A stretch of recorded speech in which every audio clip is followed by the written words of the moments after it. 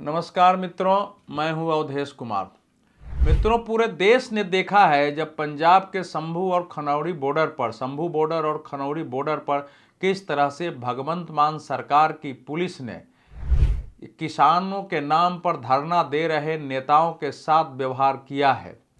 Bulldozer से ध्वस्त की जाते हुए तंबू, उनके टेंट, उनके बाकी जो नीचे जो कुछ भी निर्माण किया था उन्होंने रहने के लिए, उनके खाने के जगह, सबको इस प्रकार से ध्वस्त कर रहे थे। और यह उसी प्रकार से ध्वस्त हो रहा था जैसे अनधिकृत कब्जे को ध्वस्त किया जाता है। यह अनधिकृत कब्जा था, 13 फरवरी 2024 से चल रहा था। 13 महीने तक पंजाब सरकार को समझ नहीं आई है कि ये जो एक गैर कानूनी धरना उनके राज्य पर चल रहा है, और उस गैर कानूनी धरने को सभी भी भाजपा विरोधी पार्टियां समर्थन दे रही थी। जब वो पिछले वर्ष दिल्ली की ओर आ रहे थे और दिल्ली के बॉर्डर प्रवेश करने के लिए जो उनकी तैयारी थी, ट्रैक्टरों को टैंक में बदलने के लिए लाखों रुपए खर्च किए गए थे। आंसू गैस के गोले से बचने के लिए टूथपेस्ट, पता नहीं कितने क्विंटल के हिसाब से टूथपेस्ट थे, बालू की बोरियां थी, जैसे लग रहा है कि युद्ध के मोर्चे पर जा रहे हो और युद्ध की तैयारी हो रही हो। इस प्रकार से आंदोलन न कभी देखा गया था, न कभी सुना गया था। इस देश में नागरिकता संशोधन कानून के विरुद्ध जो शाहीन बाग धरने से आंदोलन का एक अत्यंत ही भयानक चेहरा हमारे सामने आया है, जिसमें कहने के लिए अहिंसा है, पूरे शब्दों में हिंसा है, उसमें मोर्चेबंदी की तैयारी है, उसमें देश तोड़ने तक की भी बात होती है, लेकिन फिर भी उसको समर्थन मिलता है देश और विदेश से। भगवंत मान जी ने जिस दिन, वो पिछले दिनों जब वो गए थे वहां किसान नेताओं से बातचीत करके निकले, तो जो उन्होंने बयान दिया उसी से साफ हो गया था अब आगे इनको झेलने के लिए वो तैयार नहीं है। उन्होंने उन लोगों को कहा था कि आप लोग यहाँ से हट जाइए, बातचीत चल रही है, क्योंकि इससे पंजाब की छवि, इमेज खराब हो रही है, हमारे पास पैसे नहीं आ रहे हैं, देश में, राज्य में इन्वेस्टमेंट बंद हो गया है, निवेश बिल्कुल साफ नहीं हो रहा है, जो आवाजाही बंद होने से सामानों का आवागमन तक रुक गया है, लोगों की परेशानियां हो रही है, ट्रांसपोर्ट पर असर हो रहा है, तो इससे तो राज्य की कानून व्यवस्था ठप हो जाएगी। आपकी बातचीत हो रही है, अगर कोई ऐसी मांग है जो हम मान सकते हैं तो बताइए। बातचीत आपकी हो रही है, बातचीत होती है सरकार के साथ, उसमें हम भी सहयोग करने को तैयार है। लेकिन आप जानते हैं कि 2020 के कृषि कानून विरोधी आंदोलन के बाद से जो कुछ भी हुआ, उसके बाद कुछ किसान नेताओं ने स्वयं को देश का एक स्वयंभू नेता मान लिया कि वो जो चाहेंगे वही करेंगे। सुप्रीम कोर्ट भी उनके सामने कुछ नहीं है। सुप्रीम कोर्ट ने एक कमेटी बना दी एमएसपी पर, जहां जाकर उनको बात रखनी थी, हम सुप्रीम कोर्ट के सामने नहीं जाएंगे। तो अब वो उनको मालूम था कि भाई, अच्छा, उनका सही ये था कि पहले तो इन लोगों ने हमको सहयोग किया है। जब 2020-21 के था तो आम आदमी पार्टी की दिल्ली में सरकार थी और दिल्ली सरकार उनका स्वागत करने को तैयार थी कि आप बॉर्डर के अंदर आइए, हम आपका स्वागत करेंगे। केंद्र सरकार के विरुद्ध होते थे, वहाँ सभी नेता, अरविंद केजरीवाल सहित सारे नेता धरने पर जाकर भाषण देते थे, कांग्रेस के नेता जाते थे, हर पार्टी के नेता वहां जाते थे और सब सपोर्ट कर रहे थे। नेताओं से इनके संबंध बन गए थे कि ये तो सब हमारे साथ है, कर ही नहीं सकते हैं। उसमें एक नेता ने, शायद पंढेर ने, उन्हें बोल दिया कि आप तो हमारे डर से आए हैं। तो उन्होंने कहा कि बाहर आके उन्होंने बयान दिया कि उन्होंने कहा कि तुम तो बात करने हमारे डर से ही आए हो ना। तो इन्होंने कहा कि आपको गलतफहमी नहीं होना चाहिए, मैं मुख्यमंत्री हूँ, मैं किसी से डरता नहीं हूँ, मुझे राज्य चलाना है, और राज्य जब तक हमको चलाना है उसके अनुरूप मैं तो केवल समझने आया था कि भाई आप लोगों का अगर कोई ऐसा डिमांड है, कोई ऐसी बात है तो आप बताइए, हम उसकी व्यवस्था करेंगे। लेकिन अगर ये आग्रह नहीं मानते हैं तो मैं कभी भी कार्रवाई कर सकता हूँ, मैं डरने वाला नहीं हूँ, हमको पंजाब का हित देखना है, पंजाब की पूरी जनता का हित रखना है। तो उसी समय लग गया था कि भगवंत मान सरकार इनका तरीका समझ गया है, क्योंकि ये आंदोलन नहीं करना है, ये आंदोलन जैसे किसी का शौक हो जाता है कोई काम करने का। तो ये ही काम ये कर सकते हैं, धरना प्रदर्शन करते हैं। और अब चूंकि 2020-21 में इनको समर्थन मिल गया, लंबे समय सड़कों पर घेर के बैठे रहो और उसके बाद वहाँ सोने की व्यवस्था, खाने की व्यवस्था, कपड़े साफ होने की व्यवस्था, आराम की व्यवस्था, उपचार की व्यवस्था, कहीं आने जाने के लिए गाड़ियों की व्यवस्था, खर्च के लिए कुछ पैसे की व्यवस्था, और देश और दुनिया से लोग आ रहे हैं, आपसे मिल रहे हैं, आपके संपर्क संबंध बन रहे हैं, आपको ले जाकर दूसरी जगह भाषण कराए जा रहे हैं देश भर में, तो लगा कि भाई इससे बड़ा बढ़िया कोई काम हो ही नहीं सकता है। और उन लोगों ने इसको एक अस्थाई अपने लिए काम मान करके कि हमारे लिए आंदोलन का नाम भी है, आजीविका का साधन भी है, नेतागिरी भी है, हमारा समय भी इसमें कटता है, और इसके आधार पर हम राजनेताओं से भी पूछे जाते हैं, नौकरशाहों से भी पूछे जाते हैं, पुलिस वाले भी हमको कुछ नहीं करते हैं।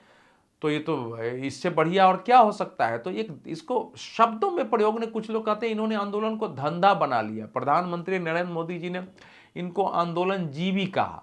मैं ये कहता था कि जैसे किसी का पेशा वकालत हो जाता है, कोई पेशे से पत्रकारिता करता है, कोई कुछ करता है, वैसे ही इन लोगों ने ये तथाकथित आंदोलन को अपना पेशा बना लिया है।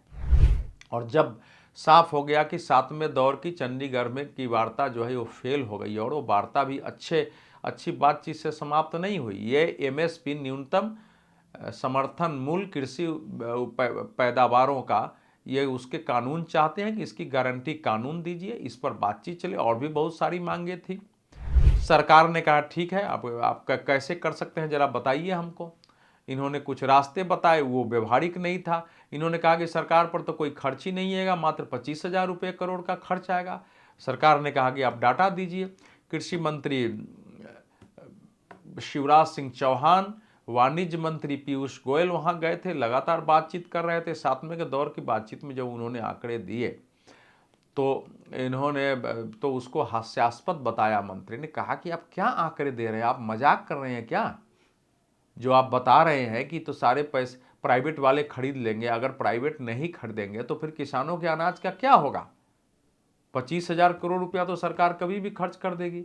सरकार अभी उससे 7-8 गुना ज़्यादा खर्च कर रही है न्यूनतम, और किसानों का समर्थन मूल्य न्यूनतम जो गारंटी होनी चाहिए उससे लिया ही जा रहा है। यूपीए सरकार से 2.5 गुना 3 गुना ज़्यादा रेट अलग अलग अनाजों कुछ के ज़्यादा भी बढ़ा दिए गए हैं, सारे आंकड़े रखे गए। कहा गया कि भाई आपके उत्पादन में लागत कम करने पर नरेंद्र मोदी सरकार काम कर रही है, क्या क्या किया है वो आंकड़े उनके पास रखे गए। कैसे उनको उर्वरक, यूरिया आदि कम मूल्य पर उपलब्ध कराए जा रहे हैं, जिनके लिए लड़ाई लड़नी पड़ती थी, कैसे ईजी बनाया गया है। सिंचाई के कैसे साधन विकसित किए गए हैं, प्राकृतिक खेती पर जोर दिया रहा है, बीजों की उपलब्धता के लिए सरकार क्या क्या कर रही है। तो किसानों के हित में उठाई गए सारे चीज़ें उनके पास रखी जाती थी, लेकिन उनका एक ही रट था।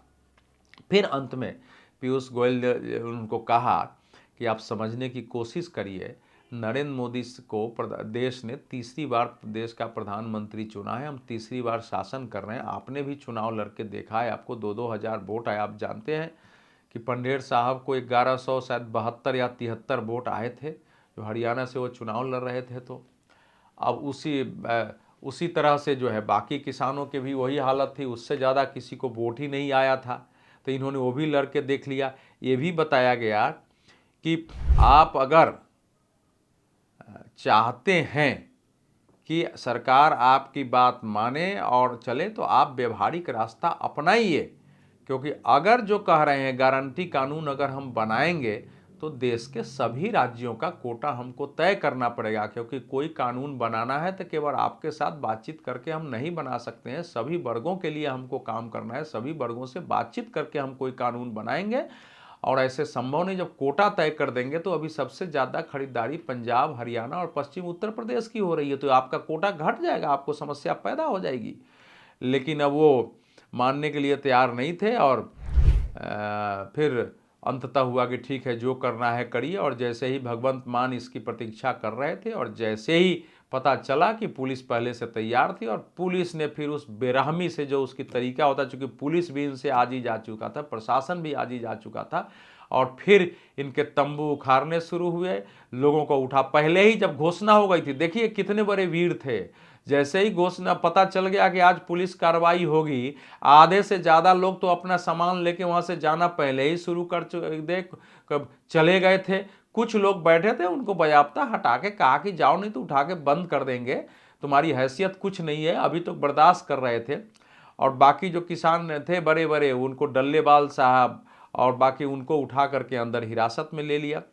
और दोस्तों, गुरनाम सिंह चरनी साहब जो है वो पिहोवा सीट से लड़े थे, हरियाणा के कुरुक्षेत्र जिले के, और 1170 वोट उनको आया था। आप समझ सकते हैं कि क्या इन लोगों की स्थिति है। तो अब कम से कम इतना हो गया कि ये तय हो गया कि कम से कम नरेंद्र मोदी सरकार ने उन लोगों के खिलाफ कोई बल प्रयोग नहीं किया, लंबे समय बैठे रहे। उत्तर प्रदेश सरकार ने जो 26 जनवरी 2021 के बाद जो कुछ हुआ था, 27 जनवरी को इनको उखाड़ के फेंका जा सकता था। ज़्यादातर लोग चले गए थे, राकेश टिकैत भी जाने को तैयार थे, वहाँ सारी व्यवस्था हो गई थी, एकदम डर से सबके चेहरे से हवाइयाँ उड़ गई थी, हिंसा किया था, लोगों ने समर्थन खत्म कर दिया था। लेकिन सरकार ने किसानों के साथ बल प्रयोग करना उचित नहीं समझा, और उसके बाद समझे कि ये तो हमारी जीत है, हमारी शक्ति के आगे सरकार झुक गई है। जबकि आपकी शक्ति कुछ नहीं थी, जनता का समर्थन ना आपको था ना है। पहले भी देश भर के किसान आपके साथ नहीं आ रहे थे और वो शक्ति आपको पता चल गया। लेकिन यहां से हो गया कि ये जो नरेंद्र मोदी सरकार को कहा जा रहा था कि ये सरकार आतताई है, लोकतंत्र विरोधी है, अब यही पार्टियां क्या बोलेंगी इस पर। कांग्रेस भले कह रही हो, लेकिन कांग्रेस को इसलिए कि उसके आधार पर नरेंद्र मोदी सरकार का विरोध कर रहे थे, अब पंजाब से उनका मुद्दा ही छिन गया है किसानों का। तो अब ये हो गया है कि अब बाकी सरकारें भी जवाब दे, ममता बनर्जी जवाब दे, दूसरी पार्टियां जवाब दे, वामपंथी पार्टियां जवाब दे, समाजवादी पार्टी की, क्यों आपने पूरे देश को गफलत में डाल के इतने दिनों तक इन लोगों का समर्थन किया जो आपकी बात मानने के लिए तैयार नहीं थे। उन्होंने आंदोलन को अपना एक कार्य बना लिया और वो यही करते रहेंगे आगे। उनके साथ कई बार देश विरोधी तत्व भी आ जाते हैं। तो अब देश से तय करें, लेकिन ये अच्छा हुआ कि शंभू बॉर्डर, खनौरी बॉर्डर से इनको उखाड़ कर फेंक दिया गया। आगे ये बैठेंगे तो पुलिस इनको उनके अनुसार व्यवहार करेगी। अब हरियाणा सरकार के भी हाथ मुक्त हो गए हैं, दिल्ली में भाजपा की सरकार है, केंद्र में नरेंद्र मोदी की सरकार है, कानून व्यवस्था उनके हाथ में है। अब वो भी अगर आएंगे तो उनके साथ उसी प्रकार से डील किया जाएगा। लोकतांत्रिक तरीके से आप कहीं धरना देते हैं, आपका अधिकार है, दीजिए, बातचीत करिए, लेकिन आप डरा धमका करके कि हम कुछ हैं और हम सरकार गिरा देंगे, ये कर देंगे, ये धमकी नहीं चलेगी। बहुत बहुत धन्यवाद।